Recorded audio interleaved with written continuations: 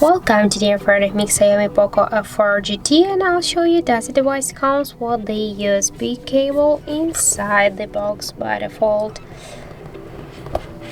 So let's first open the box here, and now we can check and see that our device comes with the new USB Type-C cable inside of the box by default. So that's it. Thank you for watching. If you found this video helpful, don't forget to leave a like, comment and to subscribe our channel.